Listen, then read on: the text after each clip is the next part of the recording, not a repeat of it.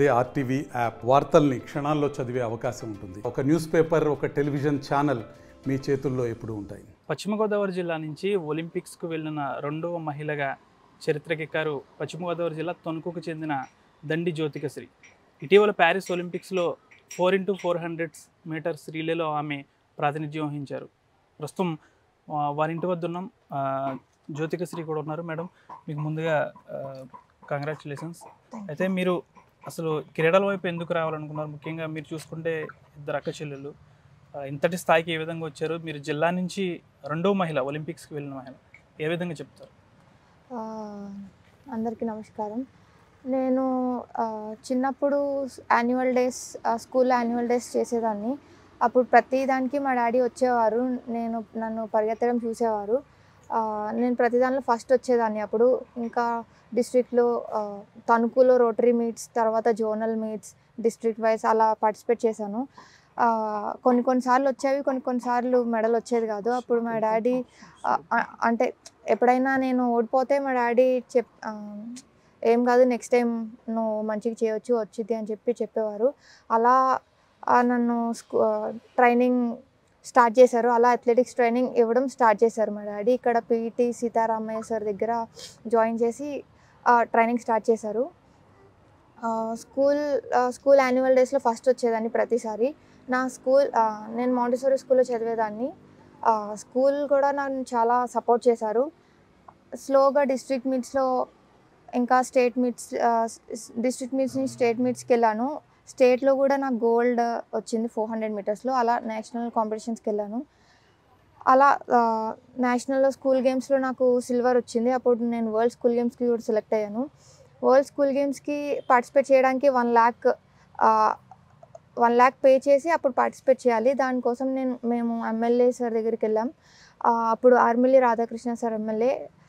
Sir దగ్గరికి వెళ్తే sir own money 1 lakh ఇచ్చి నన్ను వరల్డ్ స్కూల్ గేమ్స్కి పంపించారు. అక్కడ స్టార్ట్ అయింది నా ఇంటర్నేషనల్ జర్నీ.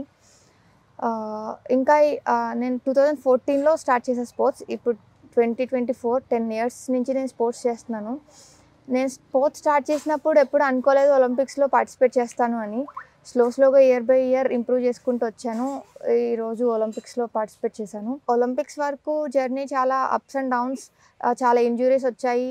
ఇంకా మా డాడీ కూడా చాలా సాక్రిఫైసెస్ చేశారు. నాకు బెస్ట్ నా స్పోర్ట్స్ లైఫ్కి ఏమేం కావాలో మొత్తం ఏది లోటు లేకుండా చూసుకున్నారు మా డాడీ. ఈ ప్రాసెస్లో చాలా మా డాడీ ఇల్లు కూడా అమ్మేశారు. ఇంకా చాలా అప్పులు కూడా చేశారు నా కోసం. చేసుకుంటూ వచ్చాం. కానీ ఇది ఒలింపిక్స్ పార్టిసిపేషన్ వరకు ఇంతవరకునే చేయగలం. ఒలింపిక్స్లో మెడల్ కొట్టాలి అంటే చాలా ఖర్చు అవుతుంది. అది మేమైతే పెట్టుకోలేము. పార్టిసిపేషన్ వరకు ఓకే, కానీ మెడల్ కొట్టాలి అంటే చాలా చాలా కావాలి, చాలా అవసరం అవుతుంది. ట్రైనింగ్ కోసమైనా, డైట్ కోసమైనా, షూస్, స్పైక్స్, ప్రతి దానికోసం స్పాన్సర్స్ అయితే చాలా ఇంపార్టెంట్. ఇప్పటి వరకు స్పాన్సర్స్ అయితే ఎవరు లేరు. ఈనాడు అని ఒకటి ఉంది నాకు స్పాన్సర్. మంత్లీ నాకు 15,000 ఇస్తారు. ఇప్పటి వరకు అంతే స్పాన్సర్స్ వచ్చారు నాకు. ఇంకా ఒలింపిక్స్లో మెడల్స్ వచ్చే వాళ్ళకి మెడల్స్ వచ్చాక సపోర్ట్ చేస్తున్నారు. అంత మెడల్ వచ్చాక అన్నీ చేస్తున్నారు, కానీ మెడల్ రావడానికి సపోర్ట్ అయితే ఏమి ఇవ్వట్లేదు. స్టేట్ విషయానికి వస్తే ఈరోజు నేను ఒలింపిక్స్ పార్టిసిపేట్ చేసి వచ్చాను. ఇప్పటివరకు నాకు ఏం కాల్ కూడా రాలేదు శాప్ నుంచి. అంటే ఇది చాలా చాలా బాధాకరమైన విషయం. ఏంటంటే మీరు జిల్లా నుంచి వెళ్ళిన రెండో మహిళ, అతి చిన్న వయసులో ఒలింపిక్స్కి వెళ్ళారు. ఓకే, అక్కడ పార్టిసిపేట్ చేశారు, వచ్చారు. కానీ ఏదో ఒక సాధారణ క్రీడాకారిణిగానే మిమ్మల్ని చూస్తున్నారు ఇప్పటికి కూడా. ఏదో ఒలింపిక్కి వెళ్ళి వచ్చిన మహిళగా కూడా మిమ్మల్ని చూడని పరిస్థితి.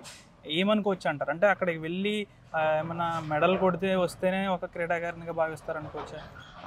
మెడల్ కొడితేనే వాళ్ళు ఓకే ఏదో ఒకటి చేశారు, అప్పుడే వాళ్ళు అదే మీరు చెప్పినట్టు క్రీడాకారిణిగా అప్పుడే భావిస్తున్నారు.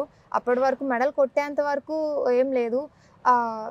వేరే స్టేట్స్లో ఇప్పుడు ఒలింపిక్స్కి సెలెక్ట్ అయ్యారని లిస్ట్ వచ్చినప్పుడు వాళ్ళు 7 lakhs 10 lakhs అలా ట్రైనింగ్ కోసం, ఒలింపిక్స్ సెలెక్ట్ అయ్యాక పేరు వచ్చాక ట్రైనింగ్ కోసం వాళ్ళు 10 lakhs 7 lakhs అలా వేరే స్టేట్స్లో ఇచ్చారు.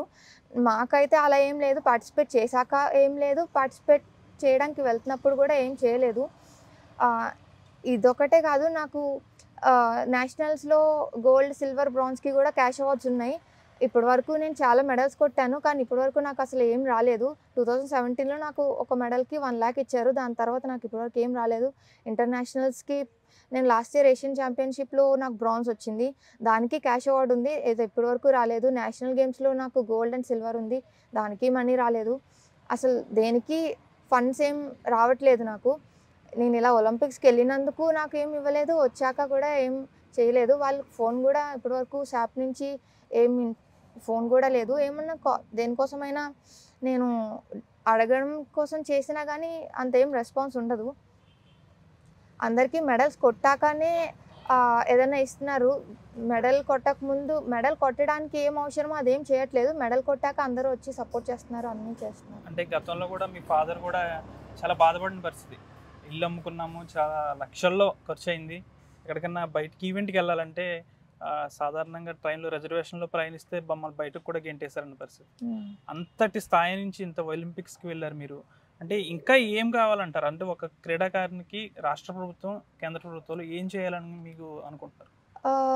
వేరే స్టేట్స్లో చూసుకుంటే ఎలైట్ స్కీమ్ అని ఒకటి ప్రతి స్టేట్లో ఎలైట్ స్కీమ్ అని ఒకటి ఉంటుంది. అథ్లీట్స్కి ఏమేమి అవసరమో వాళ్ళ వాళ్ళ ట్రైనింగ్ కోసమైనా దేనికోసమైనా ఏమైనా అవసరం అయితే వాళ్ళు కొనుక్కుంటే, వాళ్ళు బిల్స్ పెట్టుకుంటే వాళ్ళకి రియంబర్స్మెంట్స్ అన్నీ వస్తాయి. ఏమైనా ట్రావెల్ చేయడానికి కానీ, ఫుడ్కి కానీ, డైట్ ప్రతిదానికి వాళ్ళు ఇస్తున్నారు.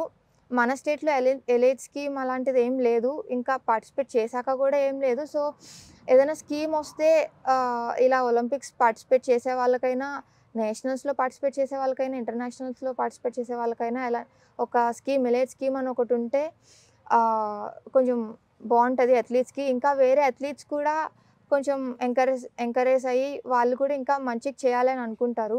ఇప్పుడు నాకైతే మా డాడీ ఉన్నారు, సపోర్ట్ చేశారు, ఇంతవరకు చేయగలిగాను. చాలామందికి ఇలాంటి పేరెంట్స్ కూడా ఉండరు.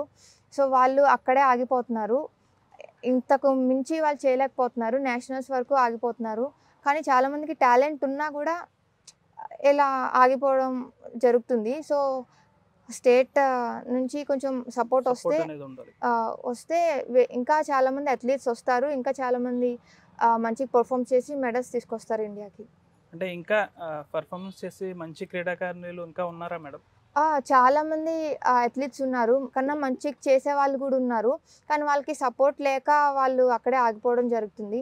ఒలింపిక్ స్థాయి వచ్చాక ఒక మెడల్ కొట్టాలంటే అది ఒక కోట్లతో కూడుకున్న పనే.